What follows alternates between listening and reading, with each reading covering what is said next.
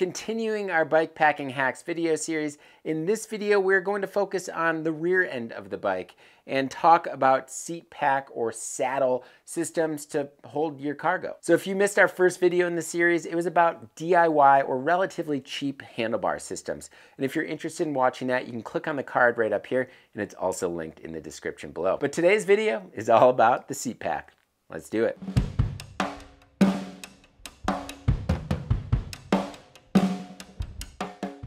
Today's video is supported in part by Salsa Cycles, who has been building fat tire bikes for a really long time and knows a thing or two about geometry and feature sets. Fat tire bikes have an unparalleled ability to ride where no other bikes can. I've experienced countless miles pedaling on frozen rivers in Alaska aboard the Mukluk and have enjoyed fast miles on the Bear Grease. Be it on snow, sand, and everything in between, the Mukluk and Bear Grease are two sure-footed bikes ready for any season. For more information on these fat tire bikes and all Salsa Cycles bikes, definitely make sure to hit that card, or it's also linked in the description below. So talking about the storage area back here, it's always been a great spot to carry cargo. Whether it's just a really small saddlebag for your repair kit, or if you wanted to install a rack and use panniers for a world tour, you can obviously do that. But this area has always been used for some sort of storage because, well, there's a lot of space here, a lot of usable space. All right, so the first way is to basically mimic a seat pack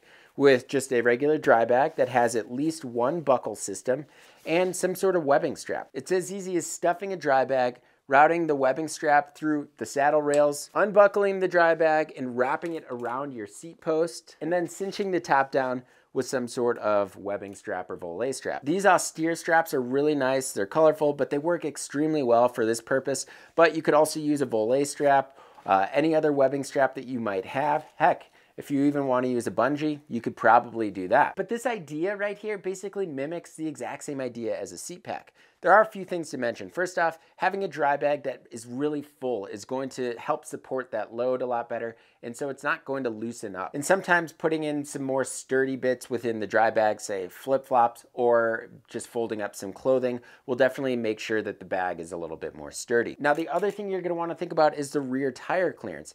So I find that having maybe longer dry bag with a smaller diameter works a little bit better in this circumstance, but if you're a super tall rider, you could definitely get away with a larger diameter dry bag. So this system is really easy to use and it's actually pretty stable. You are going to have a little bit of side-to-side movement, that's fine, but if this strap is really tight and the bag is rather full, you're really not going to have any sag or front-to-back movement at all. All right, so another option is going back to the old touring days and just using a rack. And racks in bike packing have really become super popular over the last few years. So while this might not be the best solution for, say, a really technical bike packing route or a route that has a lot of single track on it, for dirt roads, this is a great idea. Now, obviously, yes, you're going to need mounts for the specific rack. When I worked at my local bike shop, I sold hundreds of bike racks for folks. So if you aren't 100% sure if a rack will fit, go into your local bike shop with your bike, ask them,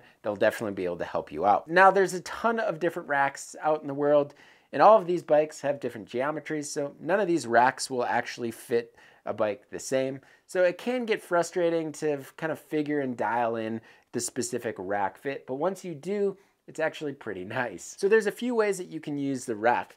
Obviously with the dry bag that you may or may not already have and some webbing straps that you may or may not already have, it's super easy. All you have to do is cinch it down to the rack. Remember this tie back from the handlebar video? Well, this works extremely well, and like I said, it kills two birds with one stone, using it as a ground cloth and of course as a dry bag. And then fracka, or an IKEA bag.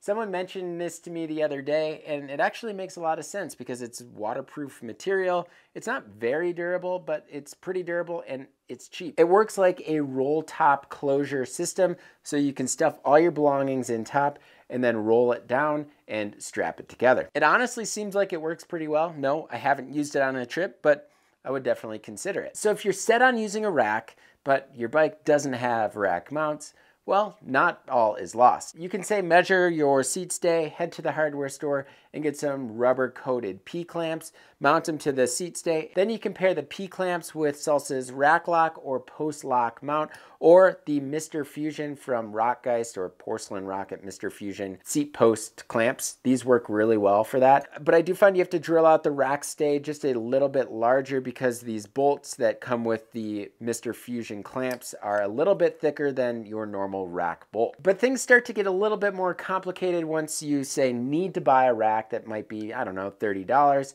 Then these clamps that might be around $30 as well. And if you have to go to the hardware store, well, it's kind of annoying. So then you could probably just start investing a little bit in the bike packing world. And that is my third suggestion here. So a few options here are investing in some really cheap options on Amazon. However, I don't recommend it typically because the saddlebags sold on Amazon, they're just not built to last. And a lot of them are really poorly designed and they sag a lot. But one thing I would consider purchasing is the Wayward Riders Louise dropper post harness. And this is a really cool harness because it is going to work on a dropper post, but it's also going to work on a regular seat post. I also like it because it's a harness, so it's going to be able to fit a dry bag that say you have. It could fit a Tyvek dry bag. Heck, it could fit this Fracka dry bag if you wanted. To me, that's a really simple and sensible option, and it isn't too expensive, although obviously it's a lot more expensive than some of the other things that we talked about today. Now quickly, just talking about dropper posts. Dropper posts are becoming more and more prevalent on bikes. And if you do any sort of bike packing where your bag or something could potentially rub up against the stanchion of a dropper post or the seals of a dropper post, I highly suggest investing in some way to protect those. And usually what I use is a wolf tooth valet. And I actually did a full review on this tiny little awesome product, and that's linked below. Not to mention if you already have a seat pack, but you just got a bike with a dropper post, using a wolf tooth valet is a really great idea for that scenario. So there's a few ways of saving some money here, obviously. But I want to hear from you all. What unique style of seat pack or rack or combination have you used in the past? Leave it in the comments section below. And if you like what you saw in this video, don't forget to hit that subscribe button and notification bell. And if you want to help support us a little bit more, you can do that by signing up for the Bikepacking Collective. This is Bikepacking.com's annual membership that not only includes monthly giveaways, industry discounts, but shipped to your door twice a year, you get our very own print publication in the Bikepacking Journal. So for more details on the Bikepacking Collective, I've provided a link below, and you can also click on this card right here. As always, thank you all so much for watching, and until next time, pedal further.